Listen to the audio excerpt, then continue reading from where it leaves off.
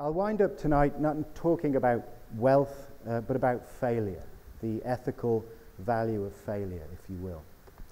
My desire is not driven by perversity, though literary criticism can sometimes seem driven by perversity, but by an effort to uncover some important ideas in the Gilded Age society that Richard White has described. These ideas, I argue, are especially visible in literary texts. They emerge in the form of those texts, in the impact they have on us as a reading experience. I'd like to talk about a few literary works by women writers in particular, to expose some significant concepts and conditions that hovered around the conspicuous wealth at the turn of the American century. Because this is the first in a series of events, I'd like to offer a few baseline concepts and terms. I'll talk about wealth and poverty, ends and means, success and failure. I'll talk about the embarrassment of riches in an era when riches became, for some at least, embarrassing, socially unacceptable, as Richard mentions, if not morally wrong. I'll talk about comfort and discomfort, and about the power of literature to make us uncomfortable. And I'll touch again on that question, how much is enough? Professor White has thrown a slanted light on the Gilded Age by uncovering amid the rubble of capitalist expansion the persistent cry of what's enough. In the ideal of a competency, Professor White finds an enduring desire to script a self and define a life as sufficient and flourishing, free and independent, educated and happy.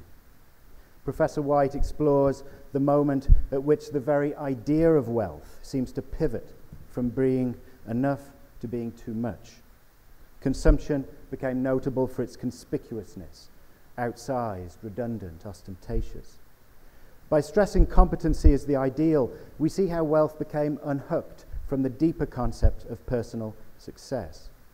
As Andrew Carnegie phrased it in his call for elegant philanthropy, it will be understood that fortunes are here spoken of, not moderate sums saved by many years of effort, the returns on which are required for the comfortable maintenance and education of families. This is not wealth, but only competence, which it should be the aim of all to acquire, unquote. Comfortable is the key word here. Emerging in the 18th century in England to describe the right kind of country living, comfort became a middle-class ideal in the 19th century.